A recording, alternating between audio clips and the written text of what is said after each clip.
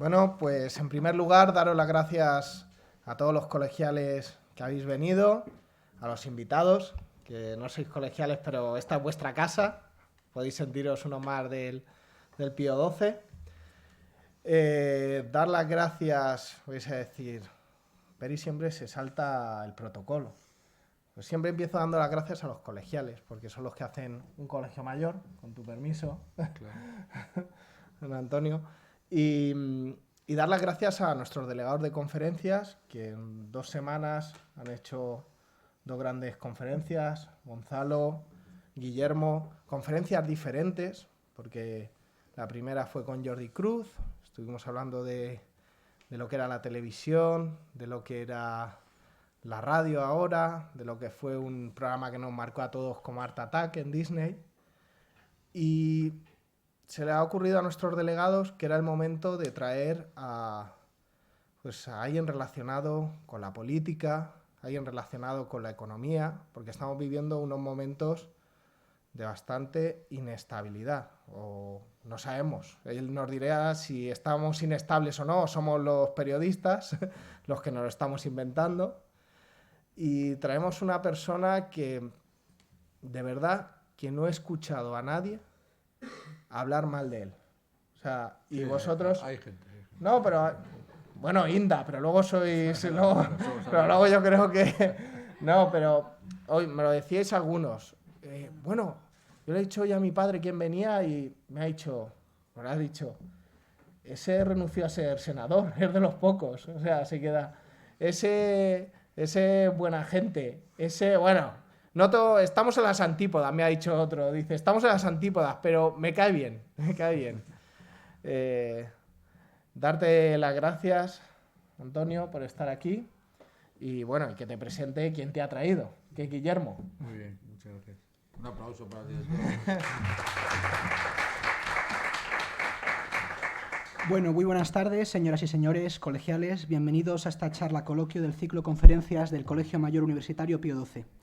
Esta tarde contamos con la inestimable presencia de nuestro ponente invitado, don Antonio Miguel Carmona. Desde la Delegación de Conferencias, como no, también le damos las gracias por hacer un hueco en su agenda para poder estar aquí con nosotros, que sabemos que tiene una agenda entre el profesor y la política, por supuesto, muy atareada. Permítame, por favor, que les perfile la biografía y currículum académico, profesional y político de nuestro invitado de la forma más breve posible. Nacido en el barrio de Malasaña de Madrid, Antonio Miguel Carmona es doctor en Ciencias Económicas, con especialización en Crecimiento Económico y Nuevas Tecnologías. A sus 14 años ya funda su primera revista política y ya en la universidad, con 21, escribe su primer artículo académico sobre robótica industrial. Y antes de licenciarse ya colaboraba en el Departamento de Estructura Económica con numerosas investigaciones sobre tecnología y crecimiento en la Universidad Complutense. Asimismo, fue primer premio por su tesis doctoral. Antonio Miguel Carmona, tanto a nivel familiar como a nivel universitario, recibió un pozo intelectual muy fuerte, lo cual le inspiró en parte a sus aspiraciones políticas. Su abuelo Miguel Carmona tenía sendos lazos con distintas personalidades de la generación del 98 y es discípulo de grandes economistas y pensadores de la talla de Ramón Tamames, Rafael Martínez Cortiña o José Luis San Pedro, que para aquello que no les conozcan fueron también políticos destacados de la transición. Uno fue diputado a Cortes Constituyentes y estuvo vinculado a la alcaldía del socialista Tierno Galván, y otro fue un reconocido senador por designación real. En el campo del periodismo, Carmona también tiene un currículum impresionante. También en su juventud, a los 17 años de edad, viaja a Irlanda del Norte, al Ulster concretamente, y conoció de primera mano el conflicto irlandés encontrándose con dirigentes del IRA. En 1986, con 23, durante el conflicto libio con Estados Unidos, consigue introducirse en el país y se pudo entrevistar con el coronel Muammar Gaddafi. Asimismo, pudo entrevistar en Argel con radicales islamistas y también con líderes del Frente Polisario en la República Saharaui. También ha estado involucrado en campañas de concienciación y de denuncia social, como por ejemplo el caso de los refugiados en Lesbos y las consecuencias del huracán Matthew en Haití. Comenzó participando en debates políticos en la cadena SER, fue fundador y director del medio digital Diario Progresista desde 2011 y colabora habitualmente en 2 periódicos digitales, El Plural y diariocrítico.com. Asimismo, participa en programas de televisión conocidos por todos como Al Rojo Vivo, La Sexta Noche y Espejo Público. Tiene en su haber distintos libros y artículos académicos publicados relativos a economía, así como sus memorias. Por todas estas publicaciones y otros logros ha sido galardonado con distintos premios, tales como el Premio Internacional Emperador Carlos V en 1992, el Premio Antena de Plata en 2010 a la mejor labor periodística y el Premio Nicolás Salmerón en 2014 a los derechos humanos. Fue profesor de Economía de la Universidad Complutense de Madrid, habiendo impartido docencia en extensión en la Universidad de Berkeley y en la Universidad de Santo Tomé de Mozambique. Y en la actualidad es profesor en la Facultad de Ciencias Económicas de la Universidad CEU San Pablo. En el plano político, obviamente un perfil más conocido por todos, comenzó a formar parte del Partido Socialista Obrero Español como militante de base a los 23 años y desde los 90 ha sido dirigente del Partido Socialista de Madrid y del Grupo Parlamentario Socialista. Carmona fue secretario de Política Económica y Empleo, miembro del Comité Federal del Partido Socialista Obrero Español y diputado autonómico en las legislaturas correspondientes de 1999 a 2003 y de 2011 a 2015 de la Comunidad de Madrid. En el plano internacional ha colaborado como militante en las campañas del Partido Demócrata de Estados Unidos en las elecciones de Clinton y Obama. Es presidente de la Fundación Socialdemócrata y desde 2015 hasta junio del presente año ha ejercido cargo público como concejal y portavoz del Partido Socialista en el Ayuntamiento de Madrid. Y para concluir, y como dato curioso, también es piloto, alférez del Ejército del Aire y alguna vez que otra se ha definido a sí mismo como jacobino y centralista. Bajo el tema y pregunta principal de esta conferencia, ¿qué es España?, indagaremos con nuestro invitado en los distintos temas de actualidad política y economía española, que no son pocos, además de su biografía política tan reconocida por todos. Al público le invitamos a que levante la mano y formule sus preguntas una vez el señor Carmona haya realizado su primera disertación, y con esto y con el permiso y beneplácito del señor delegado damos la palabra a nuestro ponente invitado, don Antonio Miguel Carmona.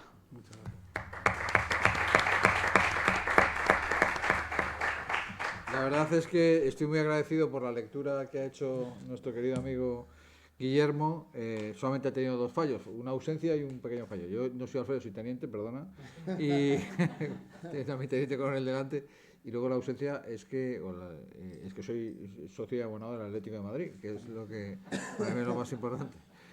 Bueno, primero tengo que agradecer especialmente, incluso antes, si me permite el director del colegio, a Guillermo, porque me crucé con él, vi en las pocas palabras que tuve con él que estamos en presencia de una persona brillantísima, sinceramente, y he cruzado muy pocas palabras con él, pero muy brillante, no hay más que escucharle exagerar un poco mi currículum, y desde luego ha tenido detalles conmigo que no se me olvidarán nunca, ¿no? Si tuviéramos varios Guillermos, a Gonzalo le conozco menos, con perdón, si tuviéramos varios Guillermos hacíamos un país y no a veces lo que tenemos, ¿no? Quería decir estas palabras al mismo tiempo que agradecer ahora sí al director del Colegio Mayor, a Guillermo, a Gonzalo, y con el permiso de todos ustedes, y especialmente con el de mi teniente coronel, que es como hay que empezar, es que los civiles no están acostumbrados a tener que estas deferencias obligadas por parte de un teniente, por cierto, no empezar mi disertación sobre qué es España, que es tremenda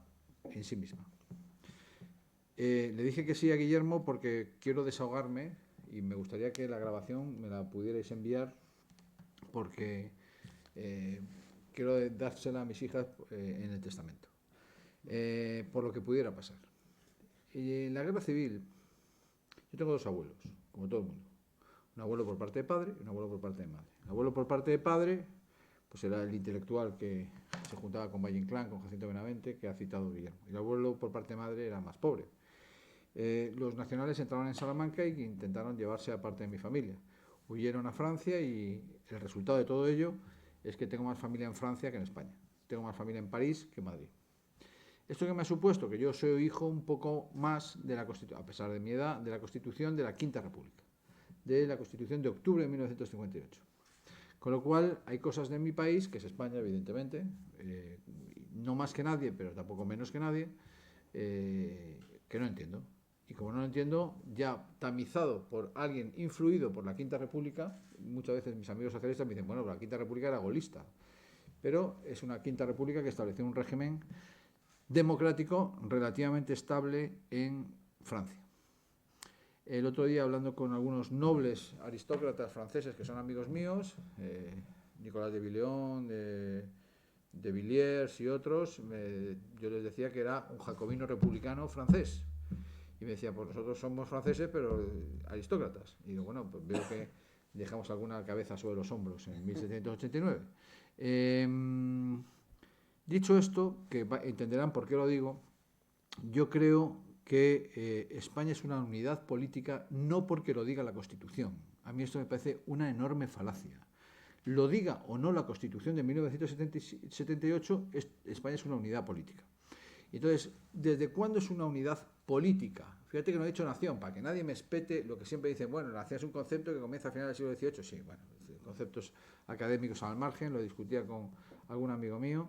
Es una unidad política fundamentalmente después de leer muchos libros. Yo soy muy aficionado a la historia, por eso voy a utilizar lo que hacía Campomanes, que decíamos antes, utilizar argumentos históricos para centrar mi posición política en relación a mi país. Desde la diócesis de Diocleciano, en el siglo III después de Cristo.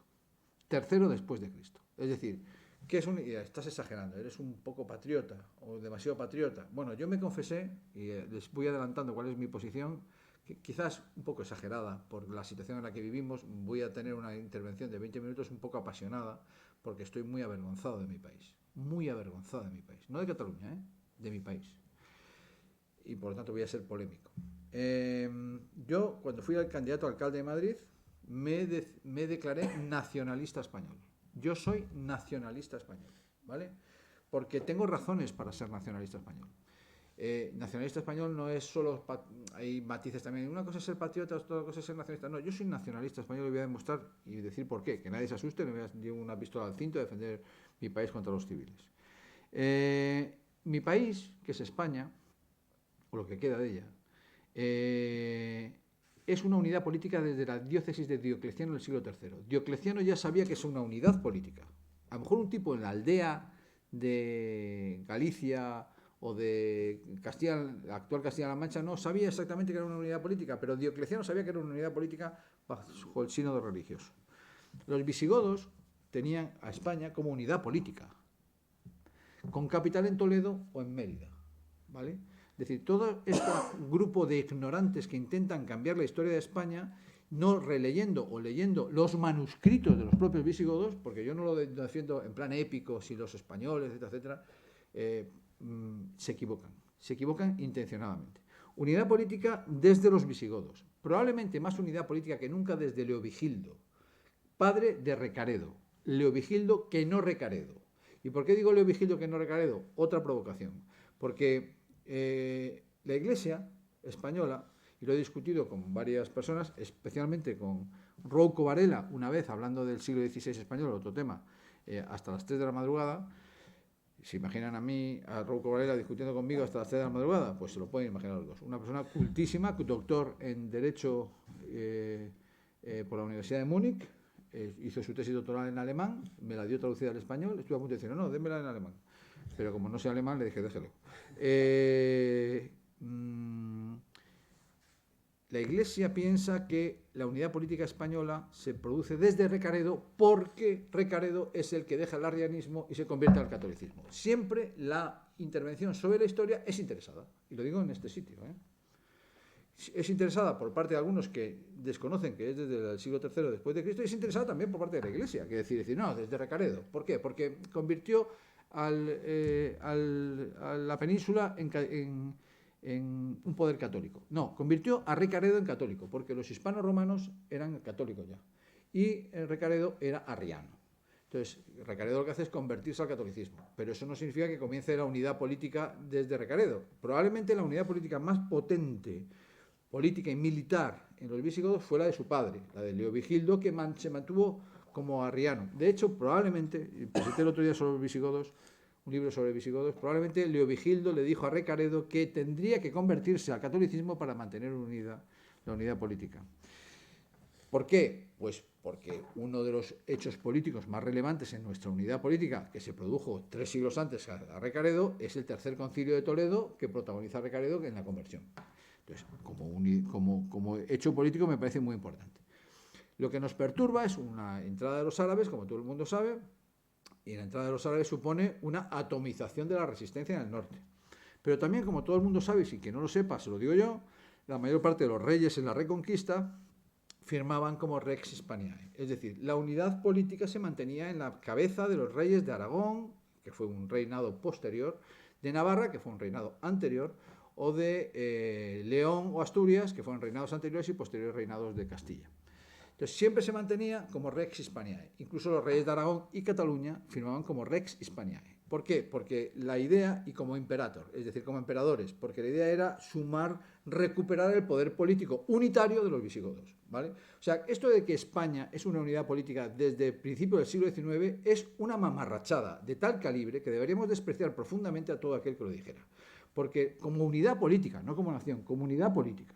Por lo tanto, es mi primer gran enfado, que es el desconocimiento de la historia. No quiero contar cuando se enseñan a nuestros hijos y a nuestros nietos, a nuestros hijos en mi caso y en nietos, aquí no hay nadie que pueda tener nietos, pero se enseña a nuestros hijos y a nuestros nietos que el mito de Aitor lo elevamos a categoría nacional y País Vasco es una nación. O el mito de Ripoll elevamos a categoría nacional y Cataluña es una nación. Bueno, esto es otra distorsión de la historia manipulada profundamente. Perdonad que me he acelerado en el análisis histórico. Lo que quiero decir es que como unidad política se produce desde el siglo III después de Cristo, con la unidad religiosa de Diocleciano y posteriormente con la capital en Toledo, con los visigodos, etc. La entrada de los árabes y sobre todo la dispersión de la resistencia, Navarra, etcétera, etcétera, nos provoca pues una dispersión en las posiciones culturales. Es obvio, ¿no? Cuando entraba Almanzor, que era, por cierto, descendiente de visigodos, que era uno de los generales más importantes en la historia de España, y hacía las 2 campañas anuales. Almanzor se llamaba Muhammad ibn Abi Amir al-Mansur bin Allah. Repito, pues me costó un montón aprendérmelo. Muhammad ibn, hijo de Abi Amir es un visigodo, al-Mansur bin Allah, ¿vale? Almanzor. Hacía 2 campañas al año, ¿vale? Y dispersaba los ejércitos cristianos. De hecho, le dijeron que la cristiandad, la resistencia cristiana, les unía más la cruz que otra cosa, y que las campanas de Santiago eran las que llamaban a la unidad de los ejércitos del norte. Entonces se fue hasta Santiago, cogió las campanas y se las puso de lámparas en su habitación, donde un ala entera de la mezquita de Córdoba es, como sabéis, un ala que es el ala de Al-Mansur, que fue herido de muerte en Calatañazor, probablemente según las crónicas cristianas, en la batalla del Valle de la Sangre, y los ejércitos cristianos le derrotaron, según la crónica cristiana, cosa que no existe en la crónica árabe. En la crónica árabe, Almanzor murió de una enfermedad, probablemente de neumonía, en Medinaceli. Es decir, curioso, ¿eh? Es decir, las crónicas árabes no consideran la batalla del Valle de la Sangre ni existió. No sé si se la inventaron los cristianos o si no la pusieron los musulmanes. El caso es que una vez conseguida la unidad, los reinos se mantienen como una unidad, vamos a decirlo así, me van a permitir los historiadores, confederal. Es decir, con las Cortes de Aragón, con las Cortes de Castilla, es decir, fruto de una, y esto es muy importante, como sabéis, Sánchez Albornoz y otros han tenido grandes discusiones sobre esto. ¿España es una unidad porque suma piezas o es una unidad que luego dispersa piezas? ¿Vale? Esto es la gran discusión entre los historiógrafos españoles. Yo tengo un artículo en la página 3 del ABC que se llama Refutación de la tibieza, donde trato de adherirme modestamente a la posición de que la unidad se dispersa en piezas a partir de la Reconquista. Creo que parece, de mi punto de vista, parece más lógico, ¿no? Y evidentemente, a partir de la llegada de los Reyes Católicos, las piezas se vuelven a juntar en una unidad. Unidad soñada desde el punto de vista político por los Rex Hispaniae, es decir, por los reyes y los imperators que querían volver a la unidad. Todo esto, como saben, y voy a acelerarme en el análisis histórico, se profundiza en la unidad con la llegada de una persona que trajo por fin algo que para mí es fundamental, que es el erasmismo a España, que fue el emperador Carlos I de España y V de Alemania, que es el que trae cierta modernidad, como me dice Joaquín Leguina, grosso modo, heredada de Erasmo de Rotterdam, que fue, como saben, el maestro y el que le escribió el manual del Buen Príncipe al emperador Carlos, trae la modernidad. Hay una resistencia de la España negra, de la España conservadora, especialmente la de los comuneros. Estoy siendo muy provocador, generalmente un grupo de terratenientes que querían, por razones especialmente también fiscales, esto está reconocido por toda la historia moderna española, y posteriormente la llegada del imperio, los Austrias, los Borbones. Felipe V trae un paso más hacia la unidad, y luego, como le decía uno de las personas, el letrado del Consejo de Estado que me ha presentado vuestro director, Sáenz de Baranda, Carlos III obliga al Consejo de Estado, del que es miembro nuestro letrado, al Consejo de Estado a fortalecer las regalías, es decir, fortalecer la unidad nacional alrededor de la corona. Esto nos lleva a que cada vez volvemos a estar más juntos. Toda esta historia nos ha hecho comunes. Y yo, que tengo más familia en Francia que en España, voy a utilizar algún término que es poco académico, porque lo publiqué en un artículo hace poco, pero para que me entiendan, y sobre todo porque estamos en familia, entonces y quiero que me graben y que lo vean mis hijas cuando yo fallezca. Lo que ocurre fundamentalmente es que toda esa historia de unión, desunión y unión nos lleva fundamentalmente a una convivencia en común. Como yo tengo mucha familia en Francia, yo sé que la diferencia cultural entre una persona de Bretaña y otra del Languedoc es mayor que la de un gallego y uno de Huelva, ¿vale? Alguno me dirá, si es francés, que estás exagerando un poco. Me lo dijo Valls el otro día. Bueno, exagerando no, pero ¿tú crees que hay una diferencia entre un gallego y uno de Huelva es menor, es mayor que entre uno de Bretaña, que tienen hasta nombres distintos? Yo tengo varios amigos bretones, y uno de Languedoc o de Roussillon, o uno de París, se parecen casi nada. Es decir, culturalmente son franceses, sobre todo están bajo la Quinta República. En España las diferencias son mínimas, culturales, personales, o por lo menos la pluralidad, que por supuesto reconozco, no soy tan centralista, la pluralidad es la misma o parecida o incluso menor que la que hay en Francia, incluso la que hay en Alemania. No es lo mismo Prusia que Sajonia, ¿vale? No es lo mismo un prusiano que un sajón. No es lo mismo un bretón, y digo bretón aposta, porque los bretones son bien diferentes, tienen nombres. Yo tengo un íntimo amigo bretón que se llama Erwan, que no es un nombre francés, es un nombre bretón, E-R-W-W-A-N, Erwan. Es como llamarse aquí Pachi. Entonces, Erwan de Vileón, por cierto. ¿Qué nos pasa entonces? El otro día vi la película de Amenábar, que no la recomiendo cinematográficamente, tampoco es una gran película desde el punto de vista cinematográfico, pero es una gran película desde el punto de vista reflexivo. Es la película que cabrea a todo el mundo, porque a los republicanos los dejan regular, a los nacionales los deja peor, entonces al final se cabrea a todo el mundo. Pero hay una escena que la estaba comentando en la puerta, en la que Miguel de Unamuno, un pequeño pensador español sin importancia, es decir, Miguel de Unamuno, vasco por cierto, que empezó siendo Abertzale, ¿vale? Y que dijo frases como que el nacionalismo periférico se cura en un buen gimnasio o viajando. Dejó de ser Abertzale, se hizo socialista, luego se hizo más derechista, estuvo cerca de José Antonio Primo de Rivera y después con Franco y después contra Franco y después murió. El contra Franco le duró poco porque murió de un infarto de miocardio a los 2 meses, pero le dijo delante de todas las tropas nacionales: venceréis pero no convenceréis. Hay una escena en la que sale Unamuno paseando hacia Zamora, saliendo de Salamanca con un amigo suyo que era muy jovencito, que era catedrático de literatura, que a mí me hizo casi llorar, porque la he vivido muchas veces. Unamuno le dice el alumno, catedrático de literatura, le dice al rector Miguel de Unamuno, rector de la Universidad de Salamanca, le dice: ¿pero no va a denunciar a los nacionales que está fusilando a los demócratas?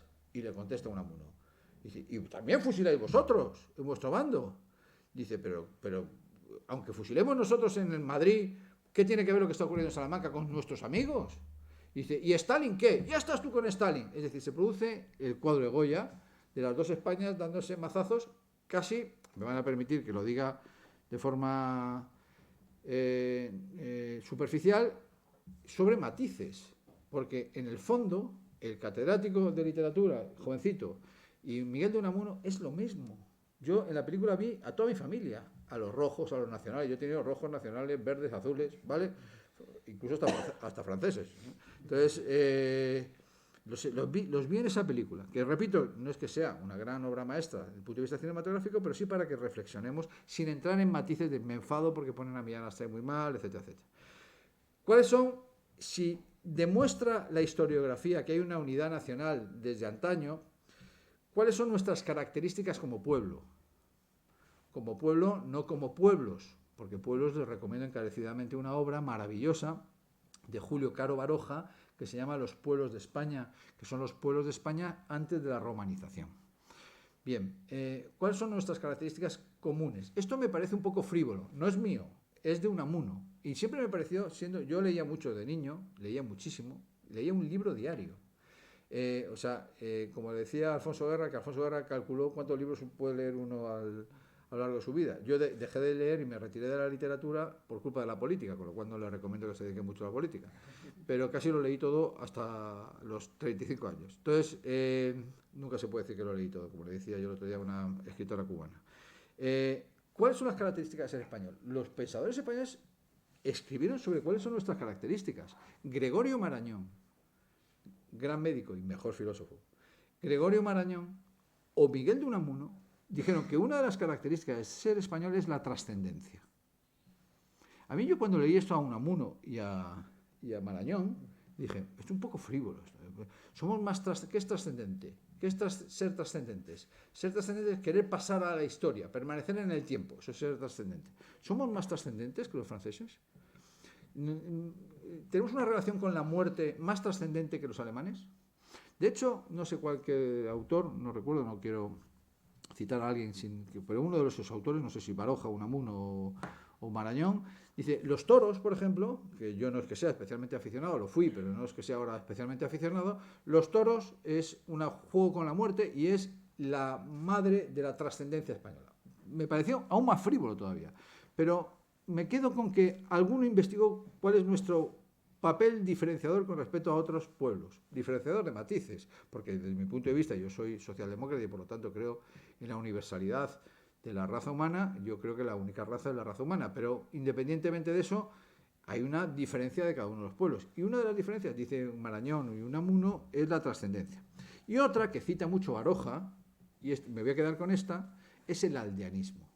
El aldeanismo es un término que me llena el alma, me encanta, porque veo en el Congreso de los Diputados tantos aldeanos, veo en el Parlamento de Cataluña tantos aldeanos, veo en la Asamblea de Madrid tantos aldeanos, que el concepto unamuniano y barojiano, que eran vascos, de aldeanismo, me van a permitir una frivolidad. Me pone, porque digo, qué bien matizado está esto. Nosotros, ¿cómo les llamaríamos? Paletos.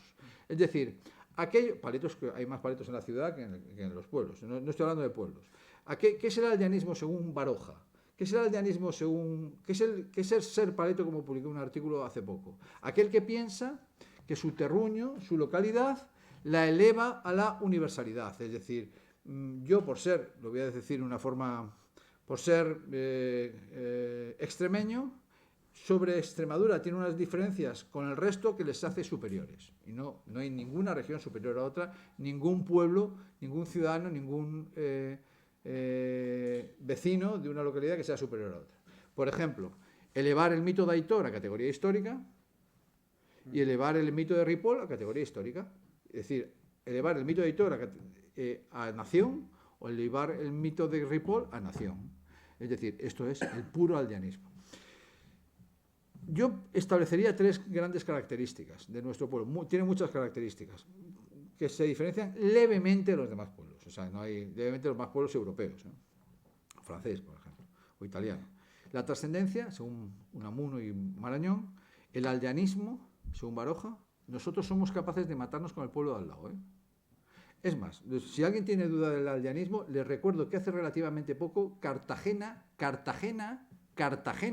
se declaró independiente, ¿eh? Si alguien tiene alguna duda del aldeanismo que citaba Baroja, Cartagena se declaró independiente. Es más, cogieron la armada, ¿verdad?, mi teniente coronel, y bombardearon el puerto de Málaga, ¿vale?, que también se había declarado independiente, que estaba enfrentado con iba a decir Taifa, con Jaén, que también se había declarado independiente, ¿vale? Esto fue en los años 70 del siglo XIX, ¿eh? O sea, anteayer.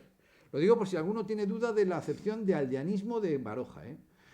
Hablo con cierta pasión porque los sucesos que vive nuestro país, me van a perdonar, me permiten abandonar un poco mi habitual discurso académico y hacer un discurso más pasional. Trascendencia, aldeanismo e ignorancia. Una profunda ignorancia. Y no estoy hablando del pueblo. Estoy hablando de las clases dominantes, fundamentalmente desde el punto de vista más marxista. Las clases dominantes españolas han sido ignorantes por naturaleza. Es decir, la izquierda o la derecha española ha sido menos instruida y menos leída que la derecha o la izquierda francesa. Muy ignorante, desconociendo su propia historia, desconociendo sus propios méritos y desconociendo su propio... ¿Qué pueblo se puede avergonzar de la conquista de América? Evidentemente, en la conquista de América se produjeron violaciones de los derechos humanos, cuando todavía no estaba establecida la Declaración Universal de Derechos Humanos. Obviamente, si yo creo que Bartolomé de las Casas, cuando escribió el libro, dice la verdad, sin duda alguna, parecidas violaciones de los derechos humanos que hizo Julio César cuando entró en Hispania, evidentemente. Pero los hechos de crear un imperio, Castilla no es un territorio, Castilla es una idea, es una idea. Como decía Castelar en un discurso memorable en la Primera República, decía: Castilla llevó el velo negro de la Iglesia Católica a toda América y tiñó de una cierta ideología a América entera. Bueno, sea una cosa negativa, según Castelar, sea una cosa positiva, nosotros nos abrimos al mundo. En la toma de posesión de Paje, que es muy amigo mío, a la que asistí hace unos meses como presidente de la Junta de Castilla-La Mancha, hizo la siguiente disertación, abro comillas, dijo: ahora están de moda los nacionalismos periféricos que se miran a sí mismos como poniendo en valor sus ventajas y sus virtudes, ventajas y virtudes que no dudo. Nosotros los castellanos también tenemos nuestras ventajas y nuestras virtudes, pero no necesitamos mirarnos a nosotros mismos. Simplemente hemos donado un idioma a 600 millones de personas, varios libros, entre ellos El Quijote, y algunos autores como Miguel de Cervantes, que son universalmente conocidos, pero no necesitamos mirarnos a nosotros mismos, ni poner en valor en ningún discurso nuestros propios méritos. Cierro comillas. Esto lo dijo Paje, y que yo suscribo, no como centralista castellano, como diría Felipe V, sino como orgulloso de la historia de España, que dona Castilla al resto, porque América no la conquista Aragón, ni la conquista Navarra, América conquista Castilla.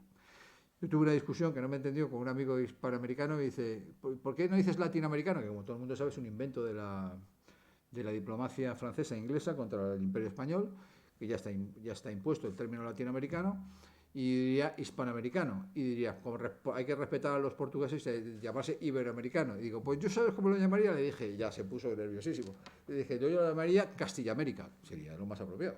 Entonces, porque allí Navarra, otra cosa es el País Vasco, como saben, Vizcaya era el señorío castellano de Vizcaya por razones militares y de imposición, no por razones de voluntad. Por supuesto, con todos mis respetos, evidentemente, a la autonomía vasca, que respeto, a pesar de mi posición centralista. Lo que quiero decir es que trascendencia, aldeanismo e ignorancia nos llevan a actuaciones en nuestra vida personal, en nuestra vida política y en nuestra vida colectiva muy duras. Por ejemplo, el tema de las... dirán, ¿qué tiene que ver? Pues mucho. El tema de algunos discursos políticos en el Congreso de los Diputados es fruto de la ignorancia. Fruto de la ignorancia. Y el tema de las novatadas que se producen entre ustedes también es fruto de la ignorancia.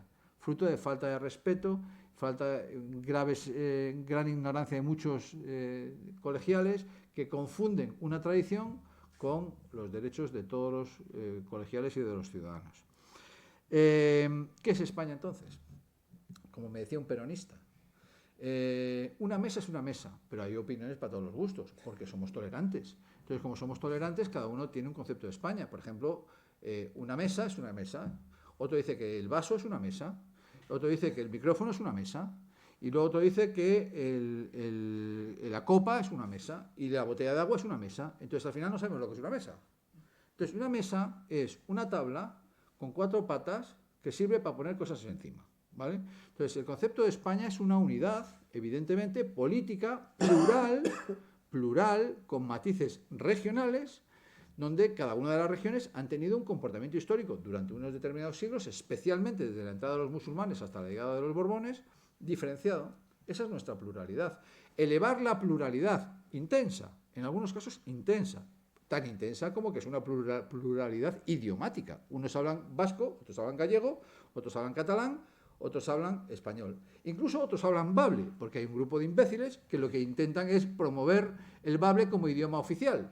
Porque, por cierto, no es que yo quiera no defender el bable, yo defiendo el bable intensamente, pero elevarlo a idioma oficial o llevarlo a los discursos parlamentarios, a mí me parece que todavía tienen la marca de la boina puesta aquí y no precisamente la de Unamuno. ¿Qué es una mesa, por lo tanto? Una mesa es una tabla con 4 patas, es decir, la unidad de España se sustenta en una pluralidad que se vive a lo largo de la historia en una colectivización común, que probablemente por un hecho geográfico simple, como es la existencia de los Pirineos, nos separa de no vivir de forma tan común con Francia, por el mero hecho geográfico simple que es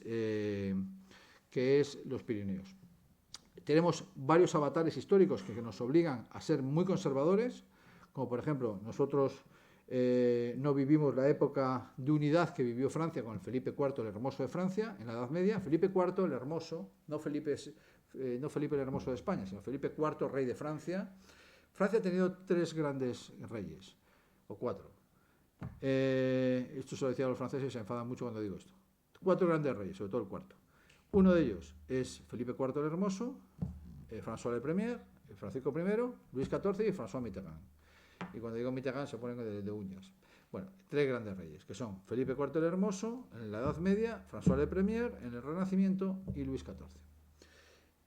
Felipe IV el Hermoso unifica Francia. Y unifica Francia porque había una dispersión de nobles, de reinos, de taifas, como en España, porque estaban muy endeudados con respecto a los judíos, porque quien mandaba era el Papa, si no recuerdo mal, Bonifacio VIII, sí, Bonifacio VIII, y había otra dispersión. Y los templarios. Eran los 4 poderes que minimizaban el poder del rey y, por lo tanto, el poder de unidad. ¿Vale? Yo no soy monárquico, cuando digo el rey me refiero a la unidad de Francia. Entonces, ¿qué hace Felipe IV? El Hermoso. Lo que hace Felipe IV en la Edad Media es expulsar a los judíos, cosa que no estoy de acuerdo, expulsa el poder del Papa, de Bonifacio VIII, vence a los nobles en las taifas que habían creado, que no se llamaban taifas, como se podrán ustedes imaginar, e incluso ejecuta al líder de los, en Notre Dame, al líder de los templarios, y lo quema en una hoguera, ¿vale? Y se produce una persecución sanguinaria de los templarios. ¿Esto está bien? No, está mal. Como diría el presidente de México, se echaría a llorar porque como no han respetado los derechos humanos, pobres templarios, y yo estoy de acuerdo, es decir, pobres templarios, pero consigue la unidad de Francia, ¿vale? Nosotros no hemos tenido un Felipe IV, salvo un Carlos V, de aquella manera que reinó muy pocos años, para mi gusto, y no hemos tenido una cosa que es muy polémica cuando la digo, se ponen los pelos de punta, sobre todo los monárquicos, en franceses, no hemos tenido la Revolución Francesa, que es elevar a popular la unidad política. La unidad política ya no es una unidad solamente de los estamentos visigodos, en nuestro caso, de la élite, sino es una unidad política popular, que es la bandera tricolor de la Primera República Francesa, si no recuerdo mal, de 1791, que se confirma en la Segunda República de 1848, que se requete confirma en la Tercera República de 1870, que se vuelve a confirmar en la Cuarta República de 1948 y que se confirma definitivamente en la Quinta República de 1958. Es decir, los franceses están unidos por la Revolución. Por lo tanto, están unidos no solamente por una unidad política de las élites, sino una unidad política también de la gente. Cosa que a nosotros nos ha faltado y se nota profundamente, porque hay gente que no se reconoce española. Y no se reconoce española porque no considera que haya... Cuando yo hago el discurso de que éramos unidad política desde el siglo III de Diocleciano, me responden algunos historiadores con razón que es una unidad política de las élites, que el pueblo no estaba unido y que la unidad de la gente, no de las élites, de la gente, no de las élites, se produce a partir del concepto de nación, por eso es el concepto de nación, unidad de la gente, no de las élites, desde finales del siglo XIX con la Revolución Francesa. Y como en España no ha habido Revolución Francesa, hemos cojeado. Stendhal tiene un libro maravilloso donde están las dos Españas, que en ese caso, en el caso de Stendhal, son las dos Francias, que es Le Rouge et le Noir, el rojo y el negro, que son 2 folletines de amor, pero que en realidad es un manual de política. Les recomiendo encarecidamente el rojo y el negro. Sale el negro de los conservadores franceses, que no quieren la unidad nacional, y el negro de las casacas rojas napoleónicas. El rojo no son los socialistas, ¿eh? En aquel entonces estoy hablando de 1825.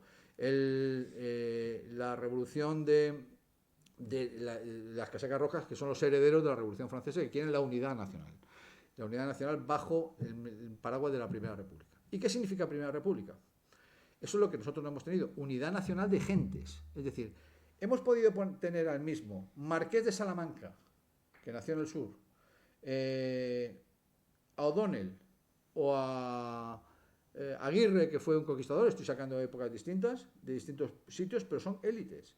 Pero la unidad entre una persona que vive en un hórreo y una persona que vive en un pueblo de agricultor en Andalucía no ha existido. En ese caso, de ahí mi teoría se tambalea. Es decir, en Francia sí, porque en Francia la revolución lo que provoca es una unidad de los franceses. ¿Y qué dice la República? La República, parece que yo soy un jacobino redivivo. ¿Qué dice la República? La primera República lo que dice es, y la segunda, y la tercera, y la cuarta, y la quinta, dice que un ciudadano francés tiene los mismos derechos y obligaciones, viva donde viva, sea de la raza que sea, milite en el partido que milite, o tenga la ideología que tenga, no dice partido, tenga la ideología que tenga, profese la religión que profese, ¿vale? Tenga el origen que tenga, ¿vale? Pero sobre todo, viva donde viva. Viva donde viva. Es decir, es tan ciudadano francés, el agricultor, el ganadero de la Bretaña, como el agricultor de Borgoña, ¿vale? Mismo ciudadano, con los mismos derechos. De eso hemos carecido nosotros, y ahí hemos cojeado. ¿Cuál es entonces la causa de nuestra disolución? ¿Qué son los factores que disuelven España? Y voy terminando. Lo que nos genera una fuerte disolución como país, como un azucarillo en un agua hirviendo, es varios factores, desde mi punto de vista, que pongo encima de la mesa casi como investigadores y como propuesta de investigación. La primera es lo que yo llamo, lo que llamaba Baroja el aldeanismo, yo llamo los paletos secesionistas, que es una forma para que, porque muchas veces escribes un artículo, dices aldeanismo y no te entienden, pero dices paleto y ya te va entendiendo. Entonces, y sobre todo porque luego se te llena Twitter de insultos, amenazas de muerte, propuestas de secuestro a mis hijas, etcétera, etcétera, de esta gente pacífica de los independentistas. Entonces, que por cierto, en Francia estarían en la Martinica, encerrados en una isla en medio del Caribe. Pero bueno, cosa que por cierto no estaría yo de acuerdo, porque defendería los derechos. Tampoco defendería que nos pusiéramos a dialogar, ¿no? En primer lugar, las causas de la disolución de nuestro país. Nuestro país está en fase de disolución. Repito, nuestro país está en fase de disolución. Es decir, ustedes se pueden quedar sin país perfectamente. ¿Y está siendo negativo? Bueno, no sé si estará siendo negativo, pero hace un año y medio un señor en el Parlamento de Cataluña dijo que quería declarar la independencia de Cataluña. Se rectificó a los 33 segundos, ¿vale? En lo que se llama una fase de acojone político inmediato. Es decir, además son unos valientes. Primero, la primera causa de disolución es el aldeanismo, es decir, yo, nacido en Malasaña, yo tengo un artículo escrito que todavía no he publicado que se llama Malasaña es una nación. Por cierto, no sé si más o menos que Cartagena, ¿eh? ¿No? Entonces, me perdono a mis amigos cartageneros, a los que quiero mucho, y tengo muchos amigos de Cartagena por otros motivos, pero que por cierto se quieren separar de Murcia. Esto es muy nuestro, ¿vale? Entonces, primero, el aldeanismo que provoca la secesión. Me detengo un momento en este punto. Mi artículo en el ABC hace 5 años, donde digo que va a ocurrir lo que ocurrió 5 años después, lo que ha ocurrido, ¿vale? Yo no suelo acertar, pero en este caso acerté. Digo que la culpa no es de Cataluña, por supuesto, no es del 48% de los catalanes, para ser más exactos, una minoría catalana, no es de la minoría vasca, nacionalista o independentista. La culpa es de los españoles.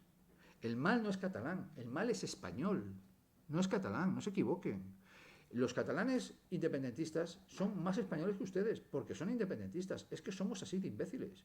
Con lo cual, somos así de aldeanos. Les recuerdo, Cartagena se declaró independiente. Cartagena independiente, y Málaga, y Jaén, y Cataluña, y el País Vasco. Claro, el mal es español. ¿Y por qué es español? Porque no ha habido un poder fuerte de las élites de Madrid, es decir, de las élites nacionales, que refute la idea aldeana. Que digan, oiga, ustedes son unos aldeanos y ustedes son gente que están manipulando la historia. Ya sé que hay voces intelectuales, pero digo gobiernos. Unos porque hemos vivido, primera persona del plural, necesitábamos los votos de los nacionalistas para tener una mayoría suficiente, y otros porque necesitaban los votos de los nacionalistas para tener una mayoría suficiente, y hemos ido dándoles competencias en este proceso de traición a nuestra Constitución, a nuestras leyes, a nuestra libertad y a nuestra convivencia que han protagonizado los nacionalistas catalanes y algunos vascos durante los últimos 30 o 40 años, especialmente los catalanes, porque los vascos, el PNV tiene todos mis respetos, y sobre todo porque han puesto juicio en muchas cosas en este país. Por lo tanto, primero, el aldeanismo. Segundo, el desmantelamiento del Estado. La derecha, en una buena parte, aquí voy a ser también provocador, la derecha ha disuelto la nación también, y la izquierda también, por supuesto. Hemos pactado con los nacionalistas, hemos cometido muchos errores, pero la descentralización de la educación, esto ha sido la derecha y la izquierda, la descentralización de la educación ha permitido que en un pueblo de Cataluña se diga que Cataluña era una nación en el vasto imperio europeo de la Edad Media, o que Ripoll era capital casi del mundo. Es decir, pues este tipo de barbaridades, y que los països catalans llegaban, que no era Jaime I el Conquistador, que tampoco era así, era Jaume I el Conqueridor. Es decir, ha sido una manipulación histórica. Con todos mis respetos a Cataluña, con todos mis respetos a la pluralidad de Cataluña, y a la pluralidad de Cataluña con respecto a España, pero desde luego, y sin lugar a dudas, nosotros no podemos elevar el mito de Aitor o el mito de Ripoll a categoría histórica, porque no es así. España no es una nación de naciones, es una declaración política lo que estoy haciendo. Bueno, salvo que se considere la historia del Perú, de Ecuador, etcétera, etcétera. España no es una nación de naciones, que son naciones mestizas e independientes, afortunadamente. España es una nación, en una unidad política. Primer cuestión es el aldeanismo. Segundo factor de disolución, el desmantelamiento del Estado, especialmente a través de los más liberales, que han considerado que el mercado está por encima de la nación. Y el tercero es la incultura. Nuestras élites son profundamente incultas, profundamente incultas. No la gente. La gente puede ser inculta o dejar de ser inculta, pero que una élite sea inculta, que un diputado sea inculto, me causa tanta tristeza, que un diputado, que un juez, que un magistrado, que un militar sea inculto, me causa tanta tristeza. No digo que tenga que pensar como yo, que soy jacobino, por mi herencia francesa, pero que sea inculto, me da mucha tristeza. Y es otro factor de disolución de nuestro país. La desigualdad entre nosotros genera una falta de afecto entre nosotros. El egoísmo, muchas veces de mercado, que genera que nosotros estamos por delante, que mi patrimonio y mi dinero es más importante, mi propiedad, que mi nación. En Francia, la propiedad del ciudadano está a disposición de la República en caso de necesidad. Aquí no hay, vamos, ni pensarlo. Se puede vivir en la pluralidad que tiene España. España es un país plural, por supuesto, no plurinacional, plural. Cataluña es más que una nación, lo publiqué en el artículo del ABC. Hay una frase en el artículo del ABC que se llama refutación de la tibieza de los gobiernos centrales con respecto a los aldeanos, al aldeanismo. Cataluña es más que una nación, es una región de España. Nación, hay un montón de naciones hechas con tiralíneas por parte de la descolonización. Es una región de España, que es algo bastante más importante. Entonces, la pluralidad es compatible con la unidad. Y además somos universales. Somos universales, como decía Page, porque hemos donado idiomas y cultura al exterior. Somos generosos con la migración. Yo estoy muy orgulloso, a diferencia de algunos partidos políticos abencerrajes, de que vengan inmigrantes de otras naciones, que por cierto han sido los responsables de 1/3 del crecimiento económico español del año 2000 al 2006, ¿vale? Que vengan personas de otras naciones, de Ecuador, de Perú, de otros países, a convivir con nosotros y a ser tan españoles como nosotros. Muy orgulloso de eso, porque, repito, son tan españoles como nosotros o más. Yo no creo en lo que decía los otros también, igual que existían los secesionistas de Cataluña, son compatibles con los separadores de Madrid. Por ejemplo, el general Franco, sin ir más lejos, tiene un discurso, y no voy a meterme en el debate de Franco, tiene un discurso cuando el Valle de los Caídos, que ha salido ahora publicado hace poco, donde habla de la anti-España. Es decir, la anti-España era el 50% de España, ¿vale? Más o menos, punto de vista militar, punto de vista civil y punto de vista demográfico. Con lo cual, si la anti-España es la otra mitad, en algo te estás equivocando. También es un factor de disolución. Somos un país que dona, somos un país abierto, somos un país tolerante. En mi discurso, muy centralista, evidentemente comparado con los secesionistas, pues si me comparas con Tardá, que persona a la que respeto y tengo aprecio, pues soy muy centralista. Y él, si se compara conmigo, pues es muy secesionista. Pero entre un confederal, un federal y un jacobino, como es mi caso, hay un punto de unión, que se llama la Constitución del 78, que es el punto en común entre los que sois más federales, aquellos que sois más confederales, aquellos que somos más unitarios, hay un punto en común. Yo no estoy de acuerdo con que se le dé algunas competencias a las comunidades autónomas. Y otros no están de acuerdo con que no se le dé más competencias a las comunidades autónomas. Pues ese punto en común se llama Constitución del 78, como documento político, no como la gestación de la unidad de nuestro país. Termino diciendo que es un país que estuve en Haití hace relativamente poco, por cierto, donde se habla de las cosas que importan. Mientras nosotros estamos en el debate de si Cataluña es una nación o no, Haití, el 40% de los niños no tiene asistencia sanitaria, el otro 40% de los niños no tiene educación y un 50% de los niños y niñas han sufrido algún tipo de abuso sexual. 50%. Haití. Ahí hay españoles. Mi teniente coronel sabe perfectamente que estamos en las misiones internacionales ayudando a la gente. Esa es España. España abierta al mundo, abierta a ayudar, tolerante. Probablemente se disuelvan las naciones en el futuro, pero no mi cultura. Mi cultura no tiene por qué disolverse. No para crear micronaciones, porque si se crea la micronación de Cataluña, tendrá que crearse también la micronación del Valle de Arán, ¿no? Todo esto obedece, por cierto, se me olvidó decirlo para terminar, a una propuesta por parte de algunos socialistas utópicos del siglo XIX donde decían que el ser humano es libre para decidir su futuro y del territorio donde vive. Es decir, parece una broma lo que voy a decir, pero es lo que decían algunos socialistas utópicos.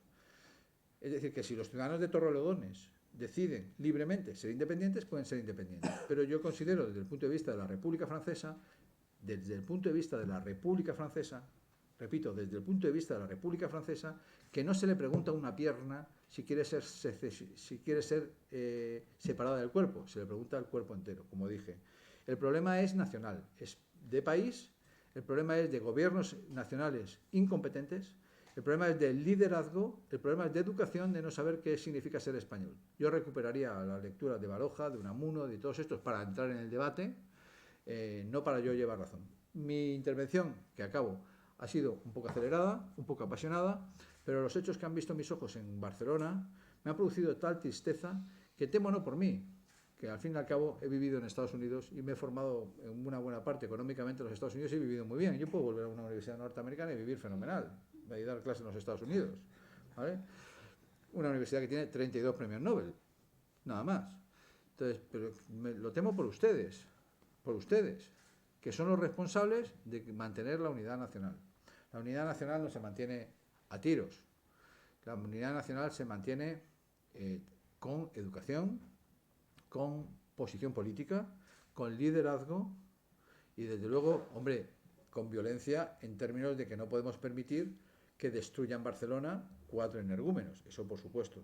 Por lo tanto, con contundencia frente al delito, con convicción política y, sobre todo, con cultura, para evitar el aldeanismo, el desmantelamiento del Estado y la incultura de nuestras élites. Como ustedes son élites, porque al fin y al cabo el ministro de Economía saldrá de aquí, el ministro de Justicia saldrá de aquí, el ministro de Justicia no saldrá de otro sitio, no quiero ofender a nadie, el ministro de Justicia saldrá de estas aulas, de estos colegios mayores, el ministro de Economía, el próximo presidente del gobierno o el presidente del próximo saldrá de aquí, ¿vale? Pues de ustedes depende. Yo pongo mi granito de arena y esta grabación que espero que me deis para incluirla en mi testamento y dársela a mis hijas. No la emitiré en Twitter, más que nada por no seguir recibiendo amenazas de muertes de estos tan demócratas que se llaman CDRs, que son unos demócratas de toda la vida, que tienen derecho a la opinión, como yo tengo el derecho a la opinión de llamarles profundamente imbéciles. Con lo cual, pues esto dedicado casi a ellos, cuando me vean en Twitter, pues me ponen a escurrir en Twitter. Lo cual me enorgullece, ¿no? Lo que pasa que casi prefería hacer esta locución, a veces un poco apasionada, para explicar por qué soy español, por qué defiendo mi cultura española y por qué me convierto en nacionalista español, casi como reacción, a veces es evidente, aunque no sea reaccionario, a la ignorancia de pueblos hipotéticamente oprimidos que no lo son y a élites que malinterpretan la historia de España. El corolario de lo que he dicho es que el problema no es periférico, el problema es de Madrid, es de la tibieza de los gobiernos centrales y el problema es español. Les invito a leer un artículo que publiqué en el ABC, que no se puede meter uno en ABC porque hay que pagar, pero sí lo han copiado en otros sitios, pero viene abajo el artículo publicado en el ABC del año 2000, no sé qué, que se llama Refutación de la tibieza.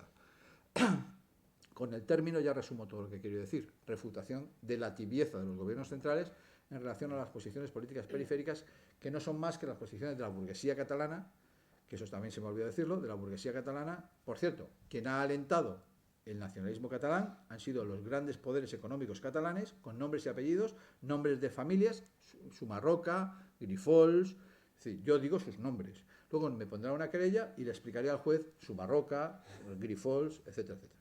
Muchas gracias y viva España.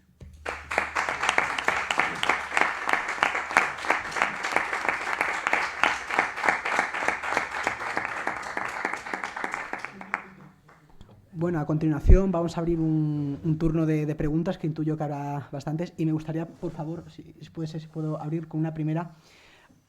Seré breve. Seré breve. Usted que conoce bien el socialismo francés, que conoce bien Francia, la política francesa, casi desde la Revolución Francesa está muy claro lo que es el concepto de Estado y el concepto de nación. También ese carácter unitario que puede haber en Alemania y puede haber en otros países que en el siglo XIX tuvieron esa especie de revoluciones nacionales. Pero en el caso de España parece que desde hace tiempo no queda muy claro cuáles son las diferencias o similitudes entre los términos Estado, nación y país. Aquí yo me gustaría preguntarle, desde el punto de vista, ¿cuándo, en qué momento histórico o qué circunstancia propició que se separaran esos tres términos o si nunca se han separado? Ya.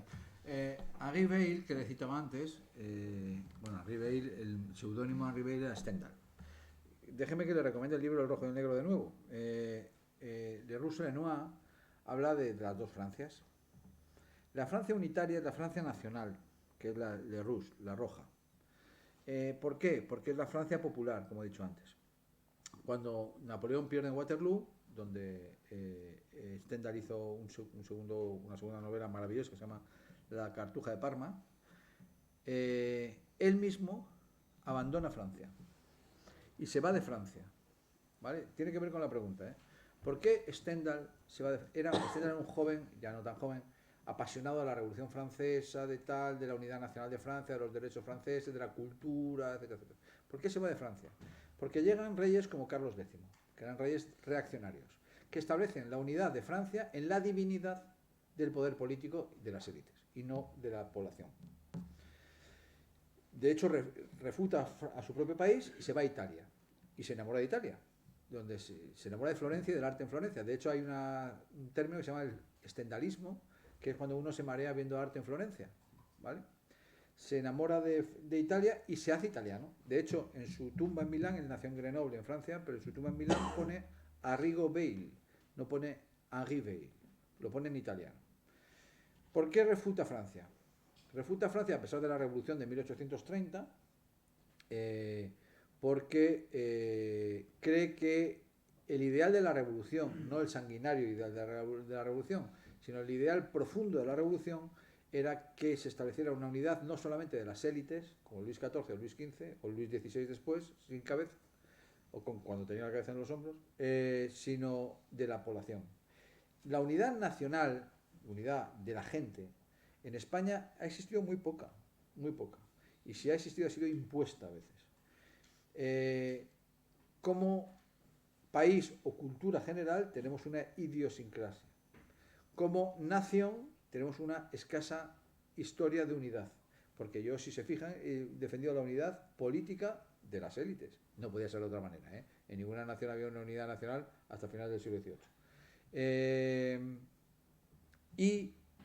La nación como unidad del pueblo es relativamente reciente y poco intensa en nuestro país. Y el Estado como gobierno de esa nación, es decir, como aparato administrativo de esa nación, o como parte del sector público, de administración pública más Estado, es el armazón que sostiene algo que en lo que no cree mucha gente, que es en la nación española.